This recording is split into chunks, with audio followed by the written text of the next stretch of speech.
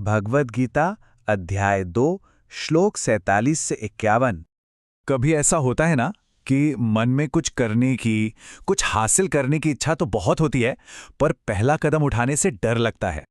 या फिर हिम्मत करके कोई काम शुरू तो कर देते हैं, पर बीच रास्ते में ये शक होने लगता है कि इसे हम पूरा कर भी पाएंगे या नहीं। जानते हैं, अर्जुन भी कुछ ऐसे ही मोड़ पर खड़े थे। उनका लक्ष्य, उनका धर्म सब साफ था, पर वो अपने कर्मों के अंजाम से घबरा रहे थे। मन में बस यही चल रहा था कि इसका नतीजा क्या होगा। और बस इसी दुविधा में श्री कृष्ण उनका मार्गदर्शन करते हैं। कर्मण्येवाधिकारस्ते मा फलेषु कदाचन मा कर्म फल हेतुर्भुर माते संगोस्त्व कर्मणि। कृष्ण समझाते हैं कि देखिए, हमारा अधिकार सिर्फ और सिर्फ कर्म करने पर है। उसके फल पर, उसके नतीजे पर हमारा कोई अधिकार नहीं है। और जब लक्ष्य साफ होता है ना, तो कर्म अपने आप उसी दिशा में होने लगता है।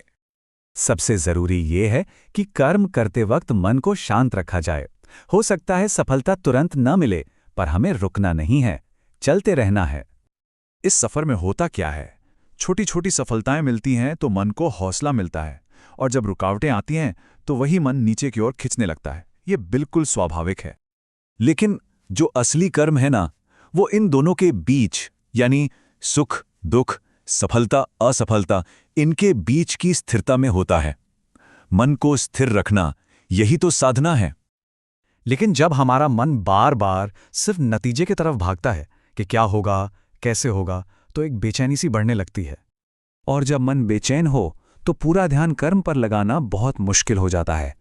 हमारी सारी ऊर्जा जैसे बंट जाती है। तो जब कर्म भी होता रहे और मन फल की चिंता में न अटके, बस इसी स्थिर अवस्था को, इसी संतुलन को योग कहा गया है। इस सोच को हम आज के समय में भी समझ सकते हैं। जैसे सचिन तेंदुलकर ने एक बार कहा था कि उन्होंने कभी रिकॉर्ड बनाने के बारे में सोचा ही नहीं। उनका पूरा ध्यान, उनका सारा फोकस सिर्फ अपने कर्म पर था, मतलब अगली गेंद पर, उस एक पल में बस अच्छी बैटिंग करने पर। सेंचुरीज बनी, रिकॉर्ड्स बने, वो सब तो उस लगन का नतीजा थे। वो उनकी मंजिल नहीं थे, वो तो बस उस सफर का एक हिस्सा थे जो अपने आप होता गया।